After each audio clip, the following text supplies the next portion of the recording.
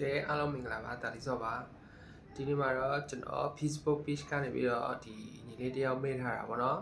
ဒီဂီတာလက်ကွက်တွေကိုလက်ကွက်ကြီးတွေကိုသူကတခြားပျောက်ကြတာအဆင်မပြေဘူးပြီးတော့လက်ကွက်တော်တော်များများကိုလက်ကွက်ကြီးတွေကိုမသိဘူးပေါ့နော်ဒါကိုဒီလွယ်လေးလေးနဲ့ဖြစ်အောင်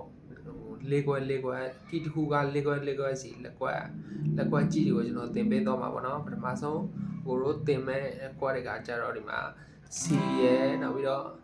C ကိုဒိုလို့မဲ့ထားမယ်နော် E minor နောက်ပြီးတော့ F Okay F ကိုဒီကိုကိုင်မယ်ပေါ့နော် F G အဲ့ဒီဒို main fa so မှာ C major စကင်းမှာဆိုရင်ဟိုမှာ C D E F G A B C ရှိရပါတော့အဲ့ဒါကိုတို့ခုသင်မှာကြတော့လေးကွက်တင်တော့မှာပေါ့နော်ပထမဆုံး F key ကနေစမယ်ပေါ့နော်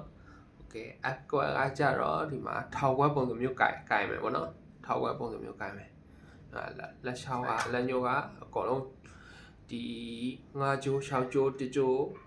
2ကြိုးအဓိကပေါ့နော်ပြီးရင်ဒီမှာလက်ကလေးကကြတော့3ကြိုး2ကွင်းနောက်ပြီးတော့ဒီမှာ5ကြိုး3ကွင်းနဲ့နောက်ပြီးတော့4ကြိုး3ကွင်းပေါ့နော်ဒါဆို F နော်ထောက်ကွက်နော် Okay F ပြီးရင် A minor လာမယ် A minor ပြီးရင် B flat ကိုတို့ကြိုးအကုန်လုံးတီလို့ရအောင်ဆိုပြီးတော့ဗောနော်ဒီအခုနက F ကင်လိုမျိုးပဲကင်မယ်ဗောနော်ဒီလက်ညှိုးကနေပြီးတော့ကြိုးအကုန်လုံး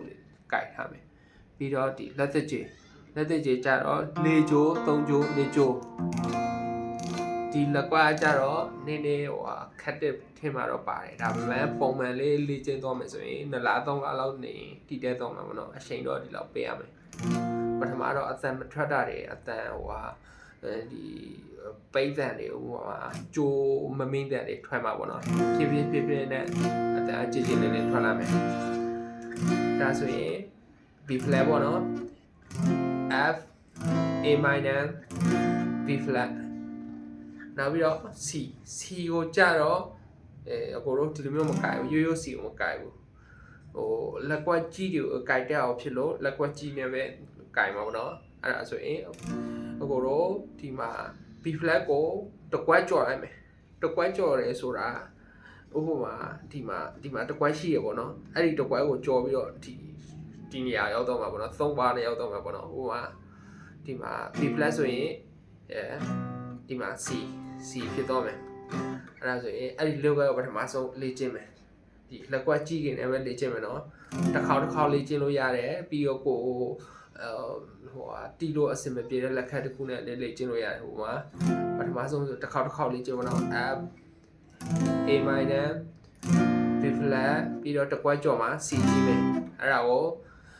မထားမှာကပထမတော့ F A minor B flat လို့နည်းနည်းအလွယ်ချထားရပြီဆိုမှ Do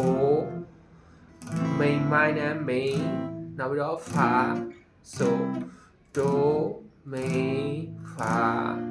တကွက်ကြော်မှာ Fa So ပေါ့နော်အဲ့ဒါဆိုရင် F key ထဲမှာ Do main Fa So ရတော့ပြီပေါ့နော်ပြီးရင်ဒီဖက်တကွက်ကြော်လိုက်အဲ့ဒါဆိုရင် F sharp G flat ဖြစ်သွားမယ် F sharp G flat ကကြတော့ခုနက F ကိုပဲရှေ့ကိုတကွက်တိုးလိုက်တယ်ပေါ့နော် F sharp B flat ဒီအခုမှာ G flat key ပေါ့နော် sorry G flat F sharp G flat key ပေါ့နော်နောက်ပြီးတော့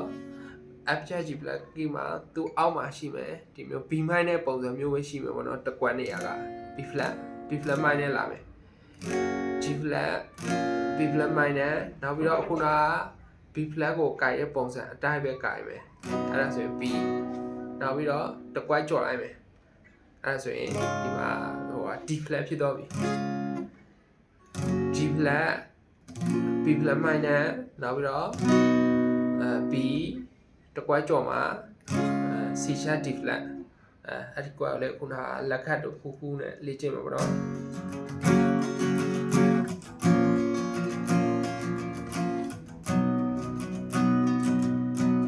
တကွက်ကြော်မှာ ဆိုရင်ဒီ B ကိုက်ခဲ့တဲ့ပုံစံအတိုင်းတစ်ခွက်ကြောမှာဆိုရင် C sharp D flat ရှိရပါတော့ okay အဲ့ဒါအတီလို့နည်းနည်းမြန်တော့ပြီဆိုမှဒီ do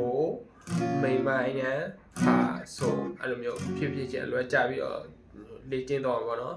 နောက်ပြီးနောက်တစ်ခွက်ကကြတော့ G key မှာကြတော့ပါမယ် do main fa ဆိုတာကြတော့ G နောက်ပြီးတော့ B minor သူအောက်မှာပေါ့နော် B minor သူအောက်မှာရှိမှာပေါ့နော် G B minor နောက်ပြီးတော့ C တစ်ကွက်ကြော်မှာ D ရှိမယ်အဲ့ဒါဆိုရင်ထောက်ကွက်တယ်လေတစ်ဖြည်းဖြည်းကြိုက်တက်လာမှာပေါ့နော်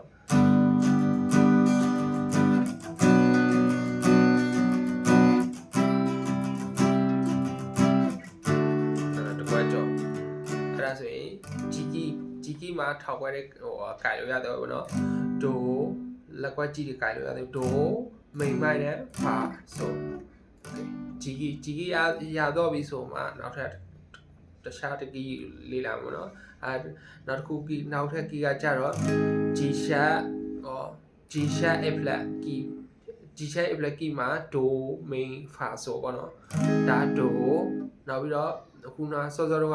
B minor ကိုကြိုက်တဲ့ပုံစံအတိုင်းပဲသူအောက်မှာ C minor ရှိမယ်နောက်ပြီးတော့အဲဒီဟိုဟာကိုစောစောက C ကြိုက်တဲ့ပုံစံမျိုးပဲသူရှိမှာ C sharp D flat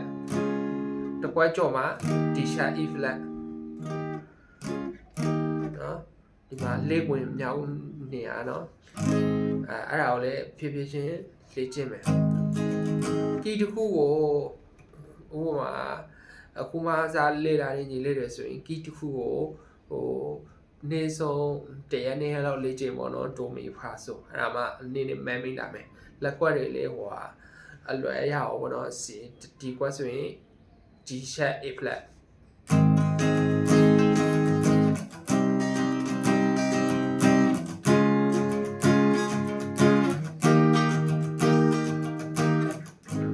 အဲ့ဒါရပြီဆိုမှနောက်ထပ်တစ်ခုကကြတော့ A key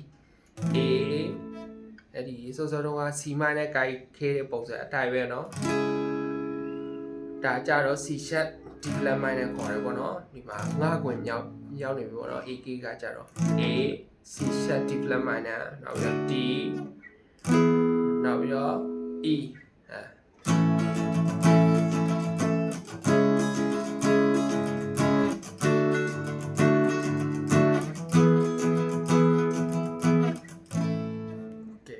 ရပြီဆိုရင်နောက်ထပ်တကီးအကြတော့ဒီ6ခွင့်မြောက်က F ပုံစံအခုနက A ကိုက်ရဲ့ပုံစံအတိုင်းပဲပေါ့နော်လက်ကိုရွှေ့လိုက်ဒီဘက်မှာဆိုရင် A sharp B flat ဖြစ်သွားပြီ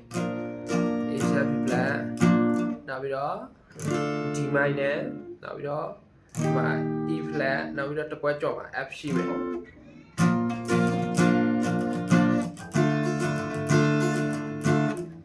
E flat Fဒါဆိုရင် B flat key မှာ do main fa ဆိုဖြစ်ပါဆိုရင်နောက်ထပ်တကီးကကြတော့ B key ကကြတော့ B ခုနပါအဲ့တော့ F ပုံစံမျိုးကြိုက်ထားတာနော်1 2 3 4 5 6နောက်ပြီးတော့ E flat နောက်ပြီးတော့ B ခုန B minor ဟိုဟာ D minor နဲ့ကြိုက်တဲ့ပုံစံအတိုင်းပဲနောက်ပြီးတော့ E တကွက်ကြော့မှာဒီ F sharp G flat ရှိမယ်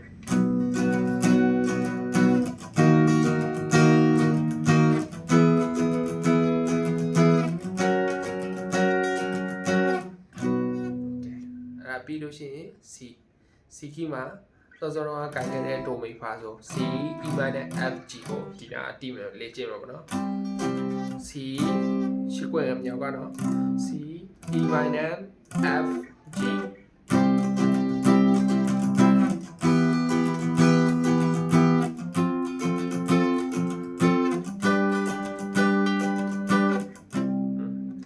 ပြီးလို့ရှိရင်C key ရတော့ပြီဆိုရင်နောက်ထပ်ကီးကကြတော့ C sharp D flat key C sharp D flat နောက်ပြီး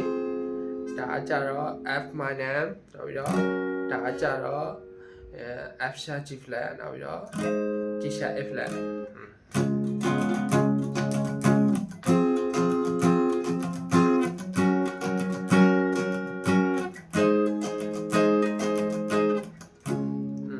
လို့ရှိရင်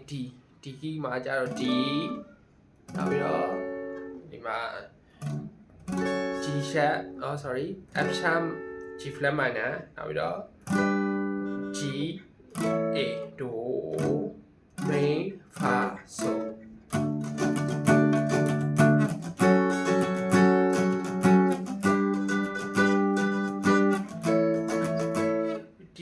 အကွက်ကြီးတွေကကြတော့ဒီ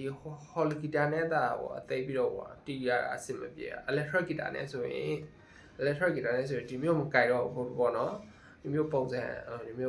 ကြိုက်မယ်ပြီးတော့တီးရမှာပေါ့နော်တော်လေးတီးကောက်တယ်ဟိုအမြင့်တက်လေးတွေတီးတာပေါ့နော်အခု racket လေးတွေတီးလို့ရှိရင်